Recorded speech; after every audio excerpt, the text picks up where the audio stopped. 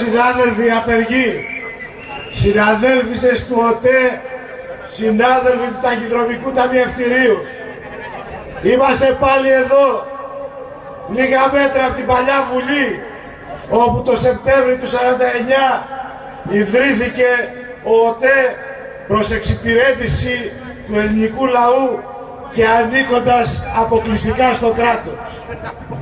Είμαστε πάλι εδώ, λίγα μέτρα από το Υπουργείο Οικονομικών, όπου κάποιοι πουλούν τον ΟΤΕ προς εξυπηρέτηση χρεών και κατ' επιταγή κατακτητών.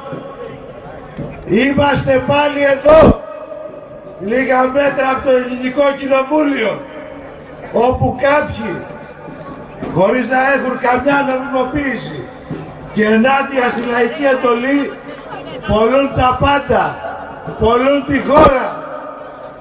Κύριε Πρωθυπουργέ, στις 18 Έκτου του 8, εσείς στο Κοινοβούλιο δηλώνατε και κατηγορούσατε την άλλη παράταξη, τη Νέα Δημοκρατία, που ξεπουλούσε και αυτή τον ΟΤΕ, ότι παραδίδουν τον ΟΤΕ στην Deutsche Telekom, την εταιρεία που έχει εμπλοκή στο σκάνδαλο Siemens και βαρύνεται με το μεγαλύτερο σκάνδαλο τηλεφωνικών υποκλοπών στη Γερμανία.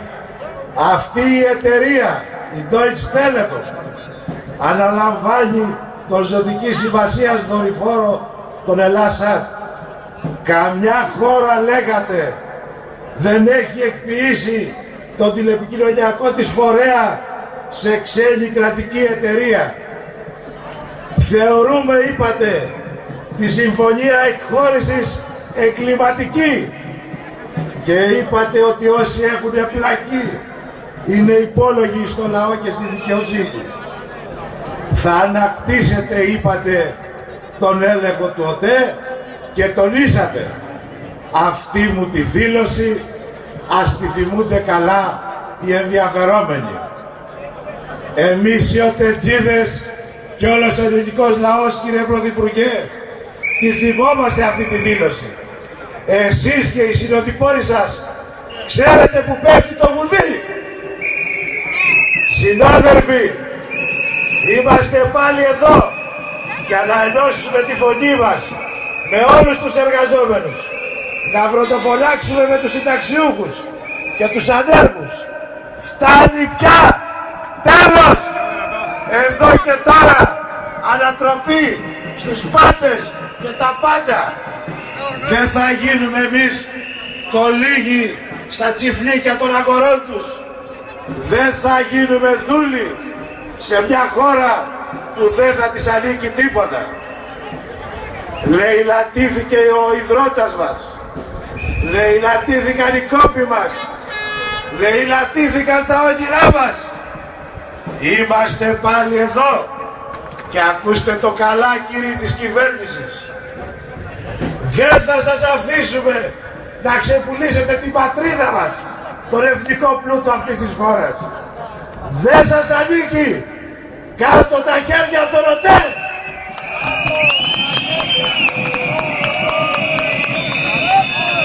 Το αίμα των προγόνων μας στα όχι της πατρίδας μας δεν θα γίνουν χαλί με ροδοπέταλα στο βωμό των αγορών και των yes men.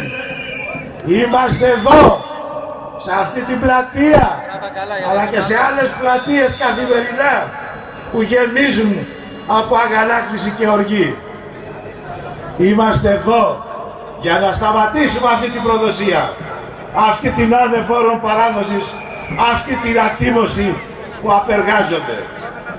Κύριοι της κυβέρνησης, συνοδοιπόροι και συνενούντες, κύριοι που φέρατε τη χώρα σε αυτή την κατάσταση διαχρονικά, προσπαθείτε νύχτα να ξεπουλήσετε τον ΟΤΕ, μεσάνυχτα τα λιμάνια, ξημερώματα τη ΔΕΗ, κατά μεσήμερο τις άλλες 10, τρομοκρατείτε τους μισθωτούς, σφαγιάζετε τους συνταξιούχους, πετάτε στον ΚΕΑΔΑ τους νέους και τους ανέργους.